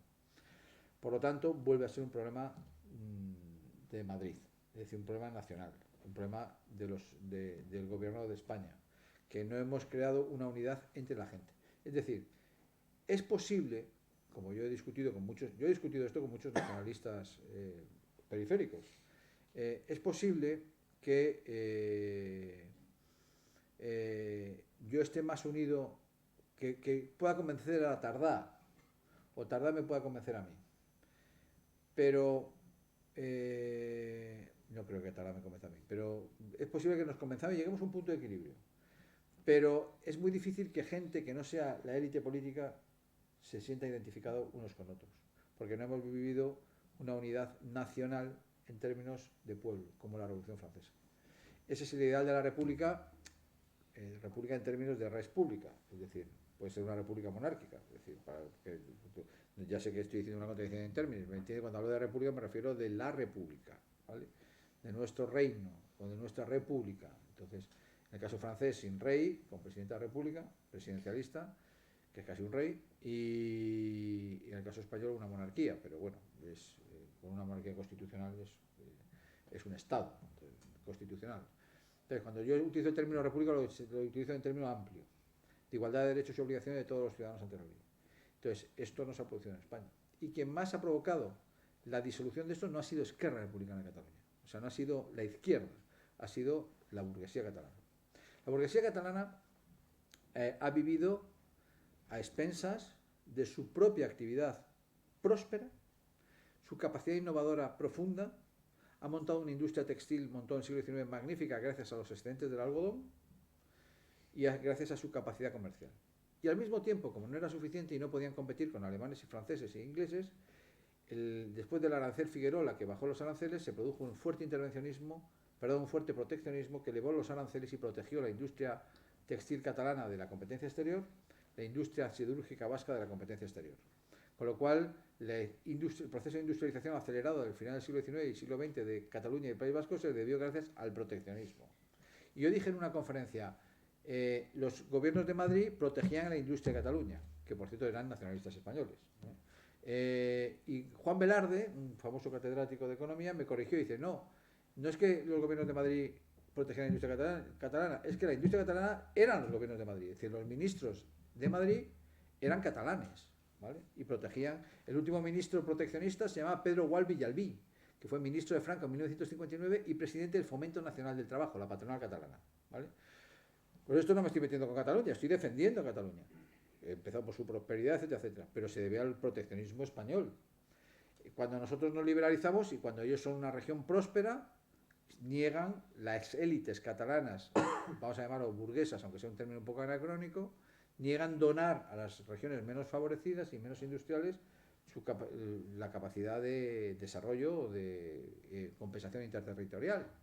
Y eso provoca un proceso de independentismo fomentado especialmente por grandes familias catalanas como los que he citado antes, etcétera, etcétera, ¿no? Daudella, bueno, ellos han reconocido que financian el independentismo, ¿no? Por lo tanto, yo confío mucho más en Esquerra Republicana de Cataluña, en Rufián, por ejemplo, que despierta muchas antipatías en Madrid, ¿vale? Que es un tipo que, por cierto, en las últimas declaraciones de Rufián han puesto los puntos sobre las sillas, han sido muy juiciosas, ¿no? De hecho, es una persona que puede entender perfectamente España porque sus abuelos y padres eran de Jaén, por lo cual, fíjate que curioso, qué paradoja, ¿no? Lo cual demuestra que Rufián es una persona como nosotros, es decir, y con sus ideas y que tiene que defender libremente. Pero desde luego no se ha producido una unidad popular que pueda asentar nuestro concepto de nación y estamos todavía a tiempo si hacemos un esfuerzo en ello. Quien quiera, abrimos turno de preguntas. Venga, sin miedo. Yo hacer una pregunta muy cortita. Históricamente España ha tenido muchos enemigos. Francia, Inglaterra, Estados Unidos. Actualmente, ¿cuáles son los enemigos de España? Bueno, según varios militares amigos míos, recibimos muchos ciberataques en el Ministerio de Defensa de potencias extranjeras y de compañías extranjeras. Se pueden imaginar la cantidad de ciberataques exteriores que recibimos, ¿eh? Ahora la guerra está en el ciberespacio, ¿no? Tengo un teniente coronel del Ejército del Aire, desde hoy del Ejército de Tierra, delante de mí, pero pues, muchos de ellos se saben que son nuestros enemigos. Ahora, como sé por dónde va tu pregunta, yo considero que nuestro gran enemigo somos nosotros mismos, ¿no? Y somos nosotros mismos, por lo que he dicho antes, que lo he escrito para que no se me olvide y tenerlo siempre presente, el aldeanismo, el desmantelamiento del Estado y la incultura. Entonces, muchos españoles son tan incultos. De hecho, durante el siglo XIX teníamos fama de gente inculta. De hecho, antes, en el siglo XVI, Erasmo de Rotterdam se mofaba de nosotros. ¿Somos un pueblo inculto? No. Somos un pueblo con grandes intelectuales, mucho más que otros pueblos, con grandes escritores, enormes pintores, por supuesto. Pero nuestros políticos, nuestra clase gobernante, ha velado más por sus intereses en el siglo XIX y XX burgueses, en el siglo XVI nobles, ha velado más por sus intereses personales que por el bien del país. Salvo honrosas excepciones. Uno de ellos fue Carlos III, que era un rey que a mí no me gustaba nada, pero después de conocer al octavo conde de Campomanes, que es Manolo Gasset, sobrino nieto también de Ortega y Gasset, me puse a investigar sobre Campomanes, que lo he citado antes. Campomanes defendía la culturización de España, darle cultura a la gente, cuando el gran problema es darle cultura a las élites. Las élites españolas son profundamente incultas. Pero esto no lo digo yo, lo dice un tal Ortega y Gasset, un filósofo español, que fue diputado de la República. Lo dice Ortega y Gasset en libros tales como La rebelión de las masas y otros, ¿no? Yo vuelvo a sentir el dolor que sentí en mi juventud, que no entendía en mi juventud. En mi juventud yo no entendía el dolor de la generación del 98 que eran amigos de mi abuelo. No entendía el dolor de Unamuno, porque Unamuno pues se queja. Y en niebla, deja caer ahí una cierta negritud. Y oye, Baroja, ¿por qué en La Busca nos pinta un Madrid tan negro y una España tan oscura? Y Benavente, ¿por qué se mofa de tal? Y Valle Inclán, bueno, Valle Inclán ni te cuento, ¿por qué esperpentiza, valga la expresión, sus obras teatrales en una España ignorante y esperpéntica, el esperpento de Valle Inclán? Bueno, pues les puedo confesar que 40 años después lo acabo entendiendo. Lo entiendo perfectamente. Y vuelvo a sentir el dolor que sentía Unamuno en la película y en la realidad, que sentía Baroja y que sentía Valle Inclán. Un dolor patriota, que intento que a veces sea provocador, como le pasa a Alfonso Guerra también, que intento que sea provocador diciendo que soy nacionalista español para que me pongan verde, o para compensar, pero es un dolor especialmente de la ignorancia, que es nuestro peor enemigo, respondiendo a tu pregunta. La ignorancia de las élites, porque un señor que pone ladrillos, que no sepa leer ni escribir, me parece muy mal, pero un señor que es ministro, que no sepa la historia de España, me parece muy grave, no muy mal, muy grave. Lo comentaba el otro día con un amigo mío, que es el Duque de Alba. Tenemos posiciones políticas relativamente distintas. Yo soy republicano francés y él es el Duque de Alba, entonces más distintos desde el punto de vista histórico. Lo hablaba con él, yo le quiero mucho, es una persona, Carlos Stuart es una persona culta y una bellísima persona, y lo discutía con él, ¿no? También he discutido con otras personas sobre esto. Yo he discutido con Francisco Franco, a quien conozco, lo dijo el otro día él en televisión, y le he discutido el problema de su abuelo directamente con Francisco Franco. Tenemos posiciones distintas, pero tenemos una cultura común, una interpretación de la historia reciente distinta, pero una cultura común. Y nuestro mal es la incultura de las élites, que decía Ortega y Gasset. O sea, si no me creen a mí, intenten creer a Ortega. Vamos con esas preguntas. Hola, buenas, me llamo Jesús y Pon ahí el micro para que se te escuche. Y me ha llamado mucho la atención cuando has dicho que Grifols financiaba el independentismo. Y me gustaría saber por qué. ¿Por qué le puede interesar a una empresa como Grifols financiar el independentismo cuando tiene su sede fiscal en Irlanda y las oficinas centrales las tiene en Barcelona? Y he leído el otro día que podría llevárselas a Estados Unidos. Se habrá arrepentido. De Cataluña. Bueno, él hizo unas declaraciones, Grifols, uno de los Grifols hizo unas declaraciones a favor del independentismo, y según los independentistas catalanes es uno de los donantes. Bueno, por lo tanto es uno de los responsables. Entonces, ¿el por qué? Bueno, pues yo creo que tiene derecho a opinar como opina. Tiene derecho. Y yo tengo derecho a explicar que Grifols, Daudella, Sumarroca han sido los que han financiado el independentismo. Entonces, yo, si me preguntas por qué creo que hacen eso, yo creo que en el fondo es por razones por las que se producen muchas revoluciones, por razones fiscales. Quieren pagar menos impuestos, esto es un poco vulgarizar su posición, pagar menos impuestos, donar menos a otras regiones españolas, y por lo tanto ser más independientes para poder sentirse más libres en una estructura política propia y en la que puedan disfrutar de sus privilegios de forma mejor. Por eso lo responsabilizo, ¿no? Yo no responsabilizo a Esquerra Republicana de Cataluña, ¿no? Porque siempre han hablado abiertamente. Yo he hablado con Torra, con Torra no hablo, bueno, podría hablar con Torra, y bien, con Tardá, con el que he debatido, bueno, pues, pero con la burguesía catalana, que considero muy responsable, me cuesta hablar. Y sobre todo porque tienen intereses personales y privados. De hecho, lo que has contado tú, que sabemos todos, es un revelador, ¿no? Que tenga el Consejo de Administración en un sitio, se quede en Estados Unidos, bueno, parece que se arrepiente, ¿no? Por eso yo le he llamado en un artículo la revolución de los ricos. En un artículo mío que salió publicado hace unas semanas, se llama La revolución de los ricos. Me critican, me dicen, hombre, los ricos, los chavales estos jovencitos que tal, no son de Esquerra Republicana, no lo son, no son ricos, pero porque evidentemente Esquerra tiene una posición, pero si te das cuenta que los responsables del desastre ha sido Convergencia y Unió, que actualmente se llama Junts per Catalunya, han sido los principales responsables de la declaración de independencia. Es decir, Puigdemont es el que declara la independencia de Cataluña, no es Esquerra Republicana de Cataluña. Es verdad que lo vota Esquerra, ¿no?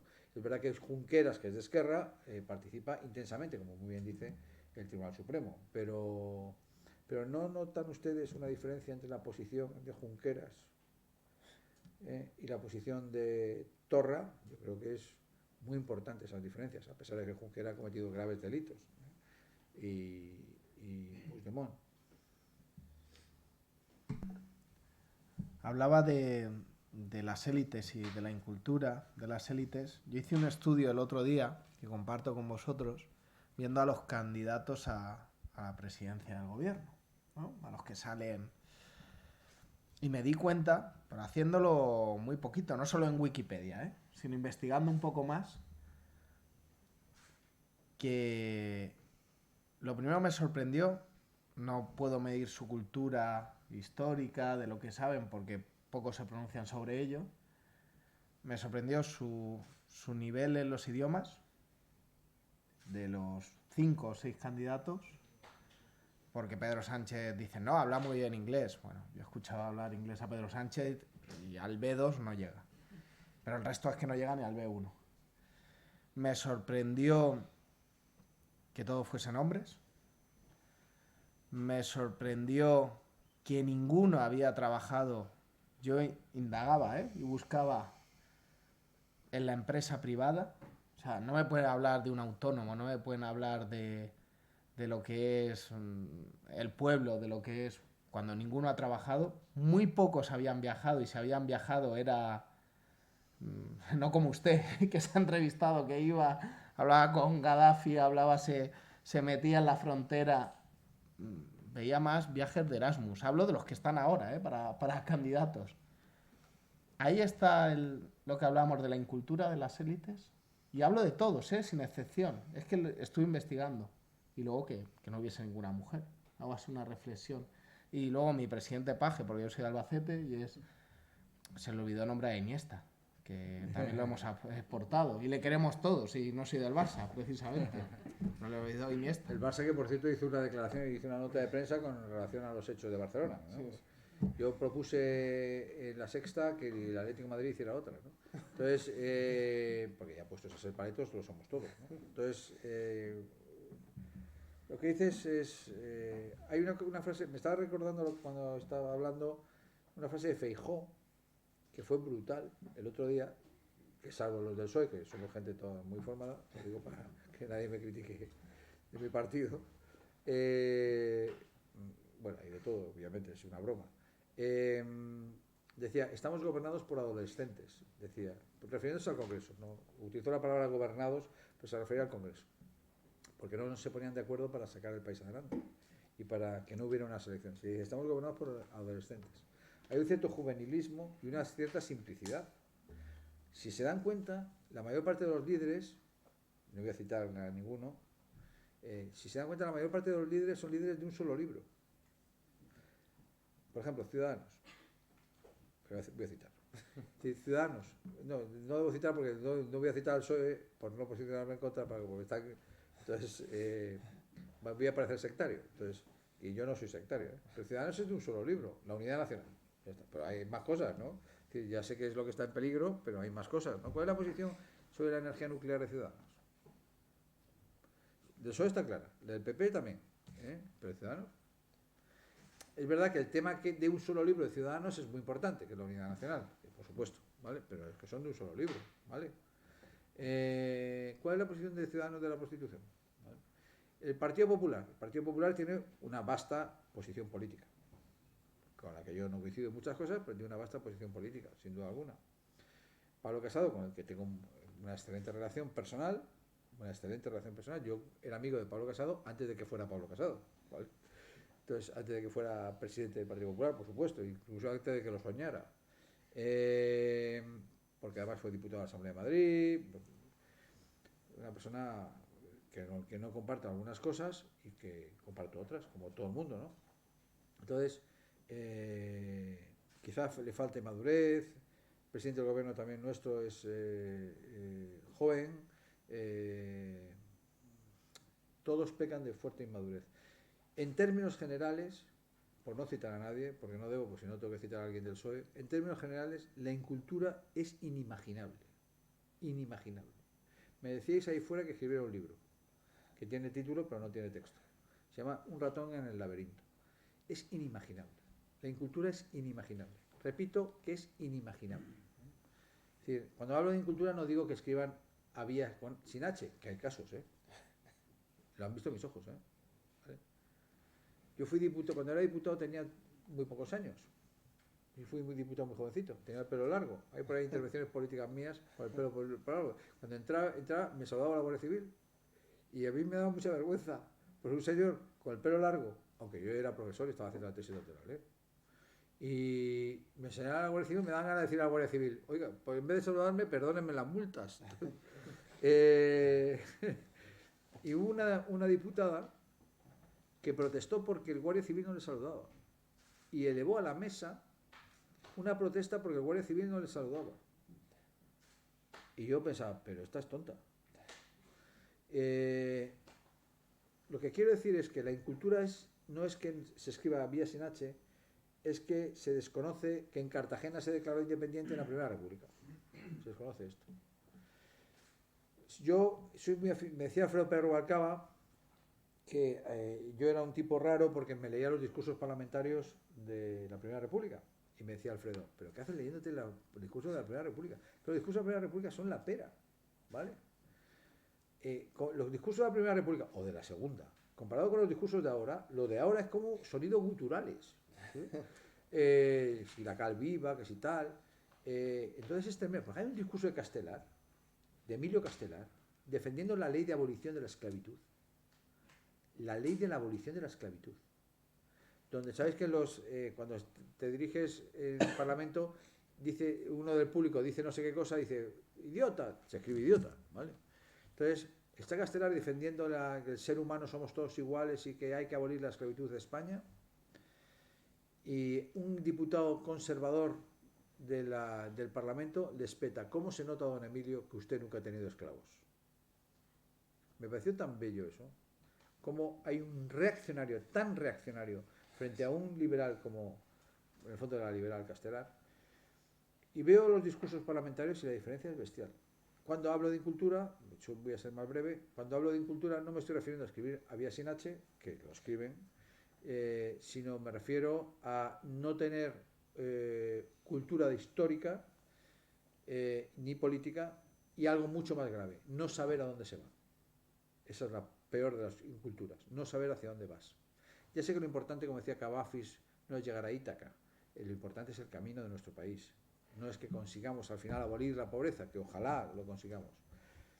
Mientras tanto estamos, por cierto, voy a aprovechar para colar una idea, estamos perdiendo una oportunidad histórica bestial. Yo soy presidente de la Asociación Española de la Singularidad, tengo que ver, me escribo bastante con el profesor de la Singularity University, fundada por Google y la NASA en los Estados Unidos. Estoy en una universidad con 32 premios Nobel, me dedico al crecimiento e innovación tecnológica. En Estados Unidos Google ya está con el ExoCortex, es decir, enchufar tu mente a una nube, está con el coche autónomo, ya está circulando por las calles operacionalmente, ¿no? Todavía no es funcional, por las calles de Los Ángeles. El genoma humano, las investigaciones están avanzando a pasos agigantados. Nuestra esperanza de vida puede pasar de los 83 años, pasar a los 125 años en breves años, en muy pocos años. Los avances en la tecnología y en la ciencia son brutales, son exponenciales, no se lo puede usted ni imaginar. El Parkinson está más o menos, no curado, pero sí muy detenido.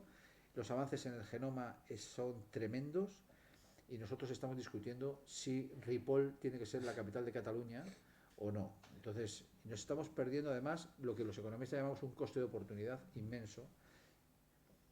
Por cierto, mi teniente coronel, no hemos hablado del ejército, que esa es otra. Es decir, que es no entender para qué sirve el ejército, ¿vale? Ese es un gran desconocimiento que incluso tendrán ustedes.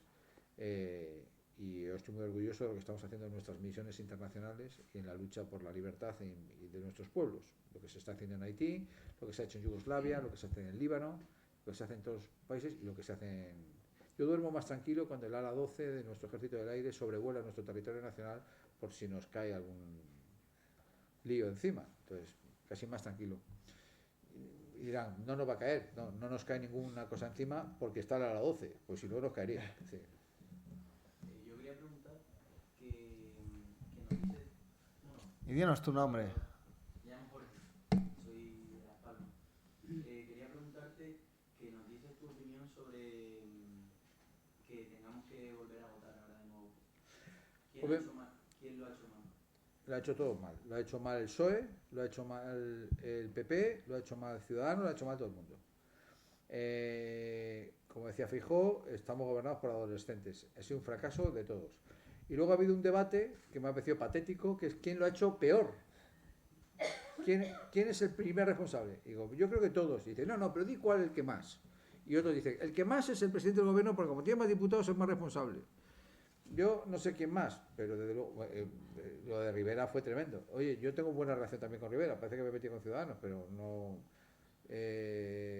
Rivera, intentar llegar a un acuerdo a última hora, me pareció tremendo, ¿no?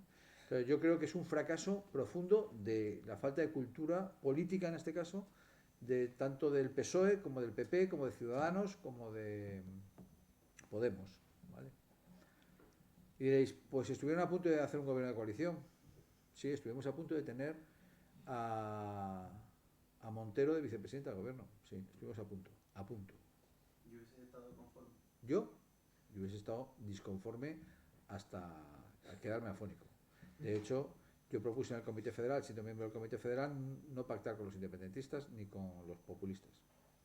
Y aprobamos en el Comité Federal no pactar con los independentistas ni con los populistas. Especialmente con los independentistas. No pactar con los independentistas. Con los populistas es matizable. Hay gente de Podemos muy interesante, por supuesto. Igual que pueden pensar ellos de nosotros, quiero decir que no quiero ser sectario. Pero con los independentistas aprobamos no pactar con ellos en el Comité Federal. Pedro Sánchez tuvo otra opinión distinta, que yo respeto, no tengo por qué coincidir con él en todo.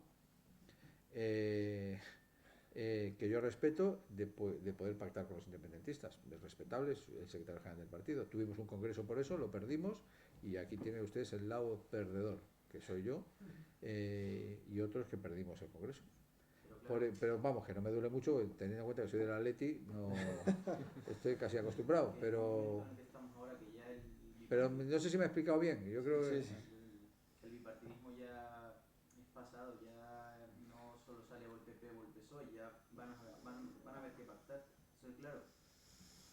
Que el PSOE está condenado a entenderse con los partidos de izquierda, se hace Podemos, por ejemplo, igual que los partidos de derecha, Ciudadanos también se tiene que... El debate que había cuando en la Comunidad de Madrid, que se tenía que juntar con Vox y también lo veían como un veto.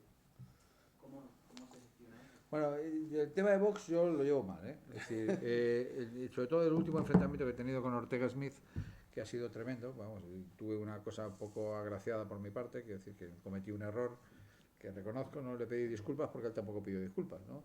Cuando dijo que las jóvenes menores 13 rosas habían sido asesinadas vilmente asesinadas, niñas asesinadas en 1940, habían sido violadoras. Yo le llamé gilipollas, pues claro, en directo, en televisión. Pero vamos, fue lo más suave que le dije. No debí decirlo, por supuesto. No se debe decir una palabra malsonante, que es gravísimo decir gilipollas a alguien. Entonces, pero yo entiendo a Vox como un grupo político, y lo digo con respeto a todos los que sean de Podemos o de Vox o de Ciudadanos, es decir, o del PSOE, también aquí hay algún caso, es decir, y me he metido con el PSOE, es decir, creo que hablar de deportaciones de inmigrantes me parece gravísimo en nuestro país, gravísimo. Y hablar de los derechos de las personas homosexuales me parece gravísimo, está en el programa, ¿no? Entonces, yo creo que es una moda y espero que no de mucho más. Creo que el Partido Popular se equivoca pactando con Vox. Creo que a mí no me gusta Podemos, pero no es lo mismo. Son dos populismos distintos, pero uno es muy grave, el otro es con el que no comparto. No quiero entrar en graduaciones porque cada uno tendremos nuestra posición, pero vamos, a mí la posición de Vox tan histriónica me parece muy lesiva a los intereses de unidad nacional.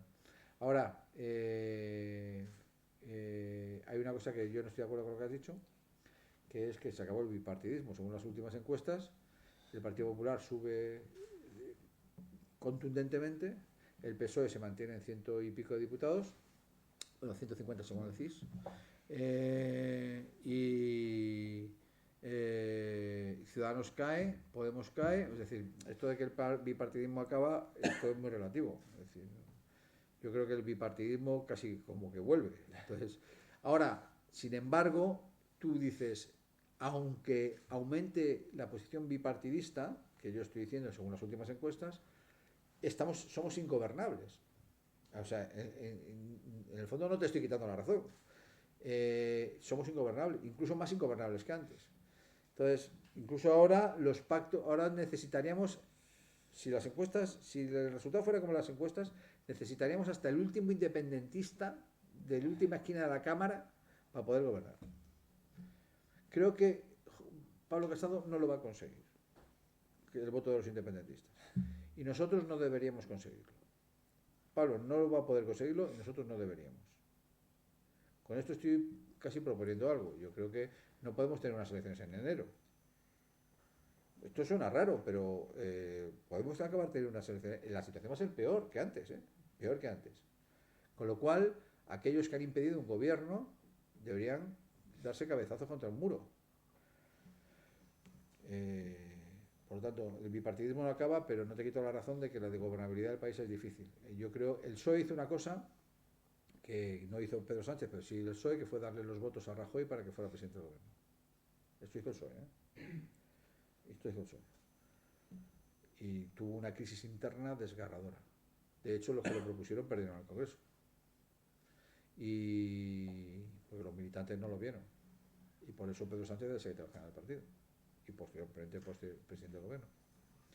Afortunadamente para mi ideología. Pero con mis discrepancias en relación a lo que yo aprobé en el Comité Federal, que fue no pactar con los independentistas.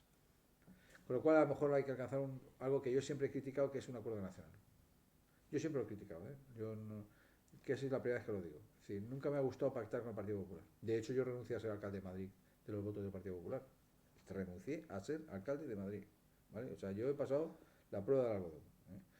O sea, yo no hablo de boquilla. Yo renuncié a ser alcalde de Madrid porque el Partido Popular me daba todos los votos necesarios para que yo fuera alcalde de Madrid. Esperanza Aguirre. Pero no podemos más que el partido que más votos saque, que sea presidente del gobierno con el apoyo de la mayor parte de la Cámara. Yo creo que hay que tomar esa decisión, ¿no? Si sale Pablo Casado, que el PSOE haga un esfuerzo, y si sale Pedro Sánchez, que el PP haga un esfuerzo. No podemos seguir con esta broma. Sobre todo porque el presupuesto de Montoro, el principal instrumento político es el presupuesto, Lo demás, lo que no son cuentas son cuentos. ¿Vale? Bla, bla, bla.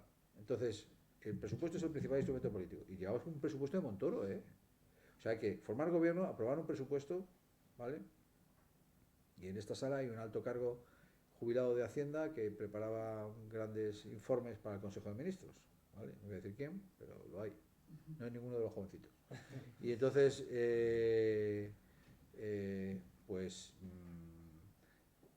quien saque un voto más que el otro, que los otros les den el voto para que gobierne el país. Luego hay que aprobar el presupuesto. Claro, tenemos otro y entonces el presupuesto tenemos que hacer un acuerdo nacional también. Esto que hay que hacer. Ahí Yo- el micro. Bueno, yo soy Daniel de Logroño y quería preguntarle si usted cree que, como ha dicho, que España ahora mismo es ingobernable, que es verdad, habría que cambiar el sistema de elección de la residencia, adaptarlo al francés, por ejemplo, una primera ronda. Sí, pues sí. Yo soy partidario de eso, pero lo que pasa es que estamos en el momento de la urgencia. Manolo Cobo, que fue vicepresidente del Gobierno de la Comunidad de Madrid y fue vicealcalde de Madrid y del Partido Popular, amigo mío, siempre que hablamos de esto, de lo que preguntaba nuestro amigo de Las Palmas, siempre acaba diciendo lo que tú estás diciendo, que hay que hacer una ley, una reforma de la ley electoral o esta segunda vuelta que propone Manolo Cobo, o hacer circunscripciones que proponía Esperanza Aguirre. Sí, soy partidario de eso, pero eso no se va a hacer mañana. Es que hay que gobernar el país. Ahora, el 10 de diciembre hay que votar en el Congreso de Diputados quién va a ser el presidente del gobierno. El 10 de diciembre. Entonces no vas a tener esa ley. Que hay que hacerlo, sin duda. Pero de momento no es solución. Por lo tanto, ¿puedo ser partidario de la segunda vuelta? Puedo serlo. Tampoco es que me atraiga mucho. Me atraen mucho las circunscripciones. Por ejemplo, en el Reino Unido hay circunscripciones. La gente de una circunscripción británica conoce la cara del diputado de los comunes que tiene. Order. Conoce la cara. Hay una anécdota de un diputado laborista que un marido vio cómo su mujer agonizaba en su casa. Cogió y llamó al servicio sanitario del National Health Service. ¿Vale? Cogió y llamó y no le cogían el teléfono. No venía la ambulancia. Y llamó al diputado de zona. Y le dijo, Mr. Smith, no sé quién sería, era laborista, por cierto. No viene la ambulancia y mi mujer se está muriendo, no respira. Fue el diputado de zona en su coche a por él. Lo llevó al hospital, en su coche, porque eran medio vecinos. Lo llevó. De momento, un punto para el diputado de zona porque es un ser humano, una buena persona. Segundo, tenía teléfono porque probablemente se lo dieran en las elecciones, ¿vale? Pero en tercer lugar, sabía quién era su diputado de zona. ¿Tú ahora a quién llamas? Te hago una pregunta, te vuelvo a una pregunta que seguro que lo sabes, como no sabe casi nadie, y los mayores tampoco lo van a saber. Si yo te preguntara a ti, dime 4 concejales del Ayuntamiento de Madrid, no me los dices. De Madrid no, pero de Logroño. Bueno, de Logroño a lo mejor, pero de Logroño es un poco más pequeño que Madrid. Sí. Tiene más vino, pero menos población. Entonces, pero si te digo, dime, ¿cómo se llama el senador de Logroño, de La Rioja? Sí, es el vicepresidente del Senado, ¿no? El Pedro Sánchez. ¿Y el otro? Senador, no sé. Es que vicepresidente ahí. Claro. Entonces, pues son 2, ¿no? O 3. 2. Es normal, porque porque si tú tuviéramos unas circunscripciones en Madrid, pues votarías a la cara. A la ideología también, votarías a la cara. Y las mayorías serían reforzadas. Os pongo un ejemplo histórico, francés. En la Constitución de 1946, he dicho antes 1946, he dicho antes 1948, de la Cuarta República en 1946, ¿vale? Se estableció un régimen parlamentario parecido al de 1870, donde la Asamblea Nacional Francesa estaba muy atomizada y el presidente no tenía casi poderes, ¿vale? Con lo cual no era ágil la democracia. El general de Gaulle propuso una reforma constitucional que nos opusimos, los militantes se opusieron, yo me adhiero a ellos porque son los míos, entre comillas. La SFIO, la sección francesa internacional obrera, la madre del PS, del Partido Socialista Francés, PS, o sea, Mitterrand, a hacer esa reforma, porque era menos democrática, que era hacerla más de mayorías, ¿vale? No que hubiera tanta atomización. Había en la Cuarta República de 1946 había muchos partidos políticos y poca fuerza del presidente, y la Quinta República de 1958 se consiguió que hubiera mayorías reforzadas, ¿vale? Y mucho poder del presidente, ¿vale? Es menos democrático, pero fue más operativo. mucho más operativo. Se pudo gobernar Francia. Y aquí se trata de gobernar, ¿no? Se trata de gobernar. ¿Es menos democrática la Quinta República que la Cuarta? Sí. ¿Es más operativa? Sí. ¿Cuánto duró la Cuarta? 10 años o 12. Y la Quinta sigue durando. ¿Te gusta mucho la Quinta? No. ¿Te parece muy democrático que Macron haga casi lo que le dé la gana, entre comillas? No. Pero me parecería peor que Macron no pudiera ni respirar porque la Asamblea Nacional Francesa se lo impide. ¿Vale? Y al final el objetivo de un socialista y de un ciudadano normal, pues los socialistas a veces no somos ciudadanos normales, somos tan normales como los demás. Y un ciudadano no socialista es conseguir resultados para hacer avanzar el país. Entonces esa es la Quinta República. Entonces, las reformas que hizo De Gaulle de la Cuarta a la Quinta República yo creo que fueron eficaces. Estos mis compañeros socialistas me lo critican siempre que digo eso, y digo, te está vuelto golista. ¿Me entiendes lo que te quiero decir? Es decir, la circunscripción hace, por circunscripciones hace que la Cámara de los Comunes, cuando ganan los laboristas, ganan por 250 escaños frente a 53. Hay mayorías reforzadas. Porque si tú en una circunscripción puedes votar al laborista o al Tory o al liberal, si votas al laborista, los demás no van, ¿vale? Con lo cual son todos laboristas en la Cámara, ¿entendéis? Se refuerza la mayoría. Desde el punto de vista de la aritmética parlamentaria parece menos democrático, desde el punto de vista de la circunscripción es más democrático, porque tú conoces al diputado de zona, a quien llamas si no viene la ambulancia. Buenas tardes, mi nombre es Juan y quería preguntarle sobre los conflictos ocurridos recientemente en Cataluña. ¿Piensa usted que se ha actuado de manera adecuada para paliarlos o intentar frenarlos? ¿O qué opina usted ante eso? Bueno, según los sindicatos de la policía, les han faltado recursos. Yo conozco muy bien a Marlaska, yo creo que es amigo mío, yo creo que tengo bastante aprecio personal. Yo creo que Marlaska ha puesto los recursos adecuados y que los Mossos de Escuadra han luchado denodadamente. Yo he criticado en un artículo decir que se actuará con proporcionalidad. No sé exactamente lo que significa eso todavía, pero si se actuará con proporcionalidad había que haberles aplastado, porque ellos... ¿Cómo se actúa con proporcionalidad cuando te tiran un adoquín a la cabeza?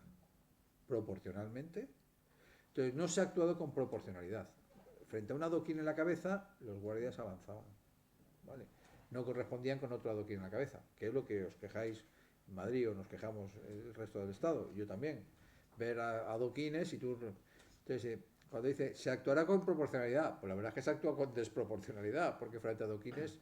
Y yo creo que se ha hecho bien con cierta... Yo he dicho en un artículo que había que ser más contundente, pero...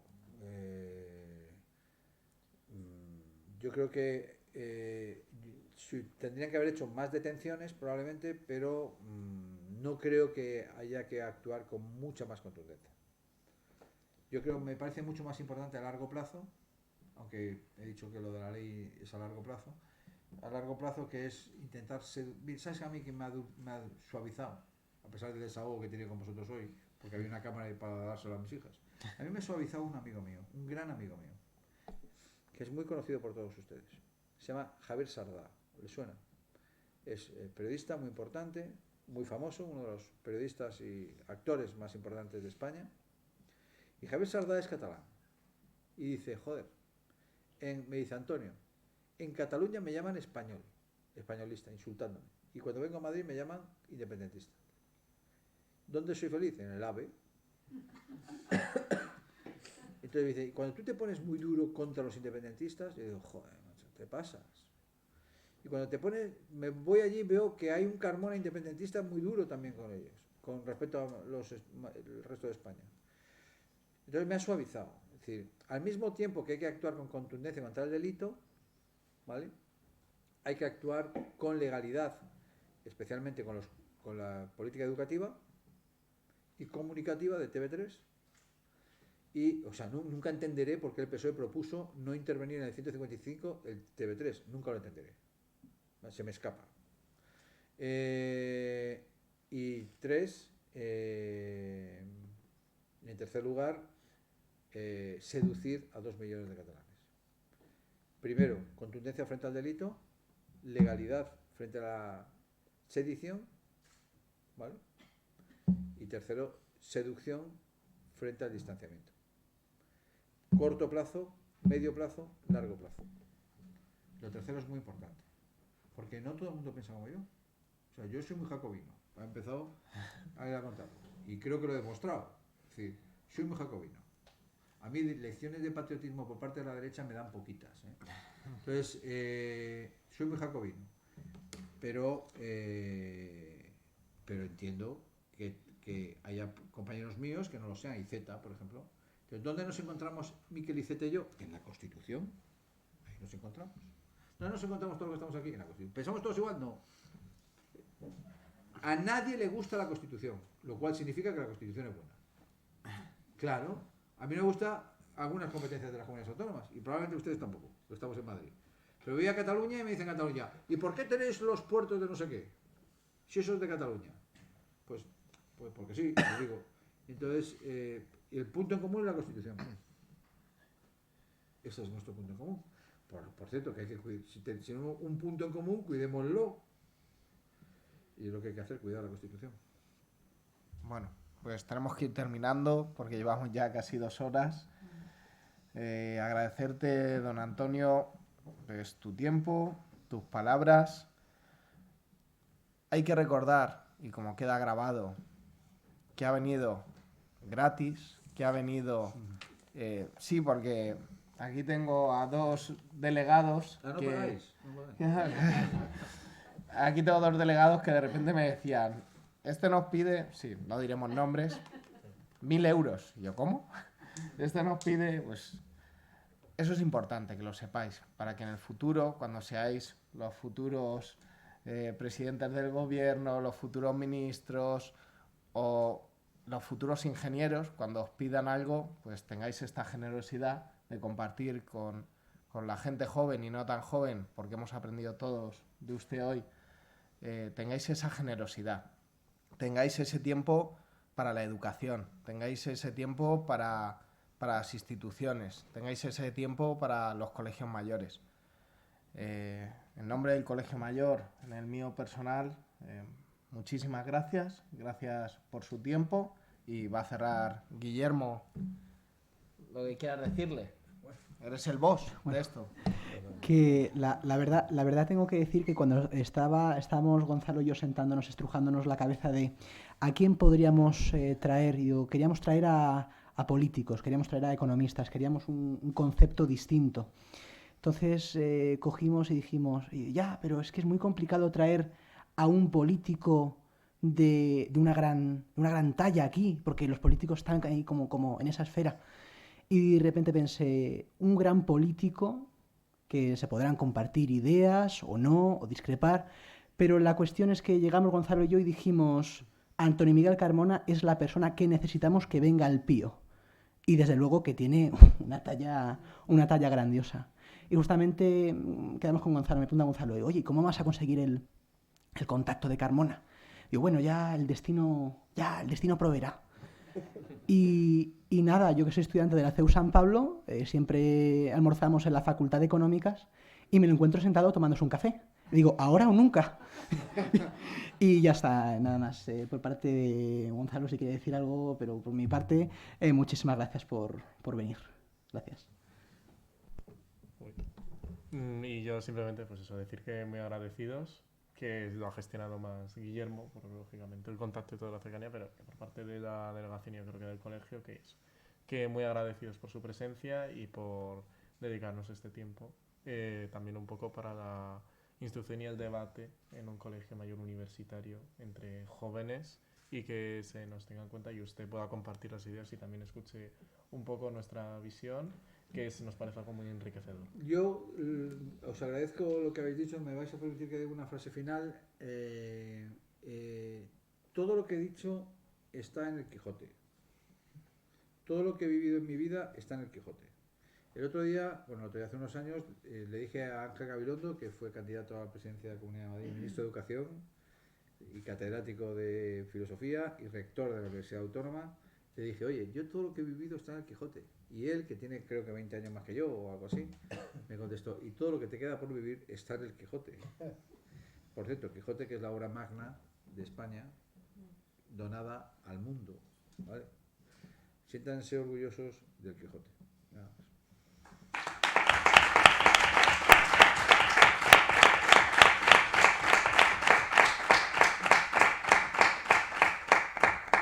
Pues nos ponemos para una foto, todos, los invitados también, ¿eh? Todos. Se pone usted ahí delante, con Guillermo y con Gonzalo.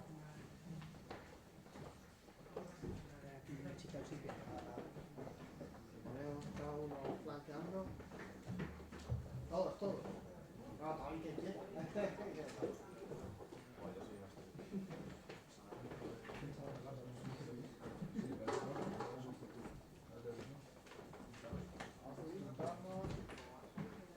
no juntando, sino algunos por debajo. Chicos, si no por debajo.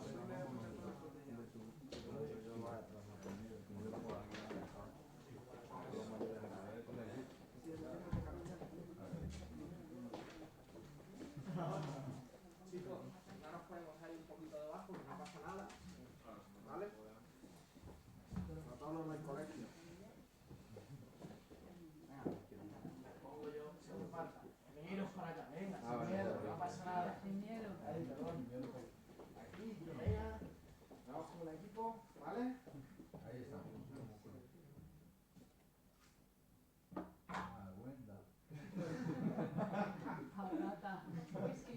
El otro día me paró una persona por la calle, una señora mayor, y me dijo, ¿cómo me gusta cómo habla usted, señor Margüelda? Y me callé. Se lo dije a Paco, que me han confundido contigo. Te habrás sentido orgulloso, que dice Paco. Me sentía avergonzado. Al contrario. Una gran persona. Muy a gusto. ¿Me desahogó? Muchísimas gracias. A ver si nos puedes una que